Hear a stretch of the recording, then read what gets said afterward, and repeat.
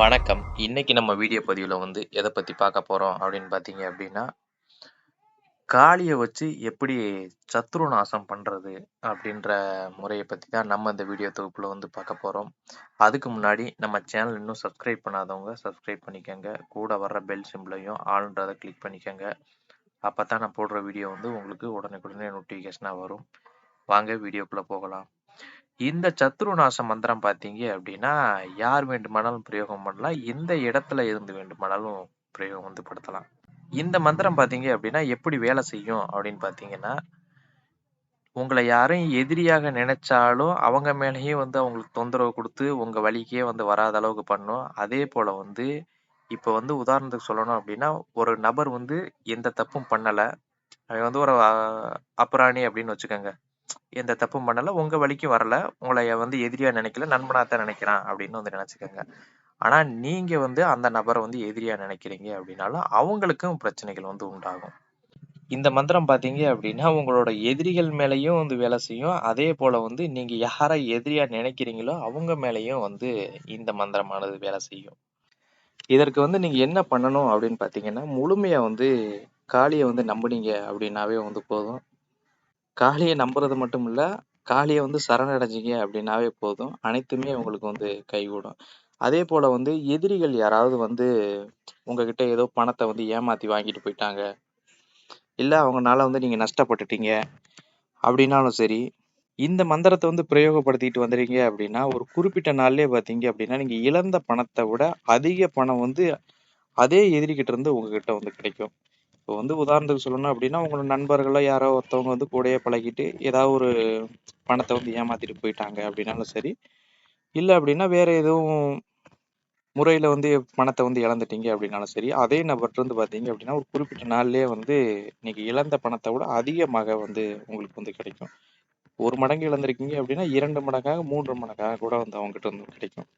இந்த மந்திரத்த எந்த இடத்துல இருந்து வேண்டுமானாலும் பிரயோகம் படுத்தலாம். இப்ப எதுவும் வேலைக்கு இருக்கீங்க அப்படின்னாலும் சரி, அந்த இடத்துல ஒரு 10 நிமிஷம் 1/4 மணி நேரம் ரெஸ்ட் மாரி கிடைக்குது அப்படின்னாலும் சரி, அந்த இடத்துல இருந்து பிரயோகம் பண்ணலாம். இல்ல அப்படின்னா வெளியில தெரு போயிட்டு இருக்கீங்க அப்படின்னாலும் சரி, அந்த இடத்துல இருந்து வேண்டுமானாலும் பிரயோகம் படுத்தலாம். அதேபோல இரவு நேரத்துல பிரயோகம் படுத்துங்க. அது பார்த்தீங்க அப்படின்னா, இன்னும் கூடுதல் பலன் தரும். உங்க வீட்டு பூஜை அறையில காளி படம் இருந்தது அப்படின்னா காளி படம் வைங்க. இல்ல அப்படின்னா, வேற எந்த சாமி புகைப்படம் இருக்குதோ, அத வச்சே நீங்க வணங்கலாம். இப்ப ஒரு விநாயகர் படம் இருக்குது அப்படின்னாலும் சரி, அத வச்சு வழிபடுங்க. ஒரு முருகர் படம் இருக்கு. எந்த படம் இருந்தாலும் சரி, எந்த தெய்வத்தோட படம் இருந்தாலும் சரி, வச்சு வழிபடுங்க. அதேபோல அந்த தெய்வத்த காளியாவே நினைச்சு வழிபடுங்க. இப்ப ஒரு விநாயகர் படம் இருக்குது அப்படின்னா, அத விநாயகரா நினைக்காம காளியா நினைச்சு வழிபடுங்க. இதற்கு என்ன பண்ணணும் அப்படின்னு பார்த்தீங்க அப்படின்னா, செவ்வரளி பூ எடுத்துக்கங்க. உங்க வீட்டிலேயே இருந்தது அப்படின்னா பிரச்சனை கிடையாது. இல்ல அப்படின்னா கடையில கூட வாங்கிட்டு வாங்க. செவ்வரளி பூ எடுத்துக்கங்க. இந்த மந்திரத்த ஒரு முறை சொல்லி, அதற்கு அந்த படத்துக்கு மேல போடுங்க. பூஜை அறையில சாமி படம் வச்சிருப்பீங்க பார்த்தீங்களா?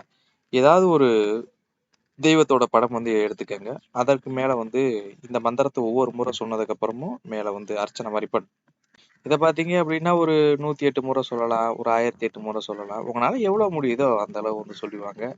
உங்களுக்கே பார்த்தீங்க அப்படின்னா, மாற்றம் உங்களுக்கே தெரிய ஆரம்பிச்சுரும். அதேபோல உங்களோட கஷ்டத்த சொல்லி புலம்பி, அதற்கடுத்து தான் மந்திரம் சொல்லணும் அப்படின்றது கிடையாது. ஏன்னா, உங்க மனசுல என்ன இருக்குது அப்படின்றதே காளினால உணர முடியும். அதனால மந்திரத்த மட்டும் பிரயோகம் படுத்துங்க. அதேபோல காளிய முழுமையா நம்பி சரணடைஞ்சு இந்த மந்திரத்த பிரயோகப்படுத்துனீங்க அப்படின்னா, உங்களுக்கு என்னென்ன தேவையோ அது கூட தாராளமா கிடைக்கும்.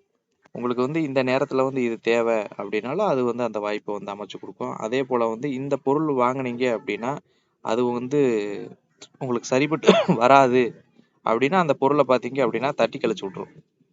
அதுபோல இந்த மந்திரத்த ஓம்ன்ற மந்திரத்த மட்டும் பார்த்தீங்க அப்படின்னா, கொஞ்சம் இழுத்து உச்சரிங்க. ஓம் அப்படின்றத கொஞ்சம் இழுத்து உச்சரிச்சு, அதற்கடுத்து இந்த மந்திரத்த பிரயோகம் படுத்துங்க. அதுபோல பார்த்தீங்க அப்படின்னா, உங்களுக்கு மட்டுமே கேட்பது போல சொல்லுங்க. மந்திரத்த உச்சரிங்க. அதுபோல வெளியில யாருக்கும் கேட்கக்கூடாது. உதடு அசையணும். உங்களுக்கு மட்டும் கேட்கணும். அதுபோல உச்சரிங்க. மத்தபடி பார்த்தீங்க அப்படின்னா, நீங்க அசைவ உணவுகளை எடுக்கக்கூடாது அப்படின்றதெல்லாம் விரதம் இருந்து அந்த மந்திரத்தை வந்து பிரயோகம் பண்ணணும் அப்படின்றதெல்லாம் இல்லை. நீங்க எப்பயும் போலயே வந்து இருங்க. என்ன ஒண்ணு அப்படின்னா, கொஞ்சம் மந்திரத்தை பிரயோகம் பண்றதுக்கு முன்னாடி வந்து சாப்பிடாம மட்டும் பிரயோகம் பண்ணுங்க. ஒரு 2 மணி நேரம் 3 மணி நேரம் சாப்பிட்டீங்க அப்படின்னா ஒரு 2 மணி நேரம் 3 மணி நேரம் கழிச்சதுக்கு அப்புறமா வந்து பிரயோகம் வந்து படுத்துங்க. நன்றி, வணக்கம்.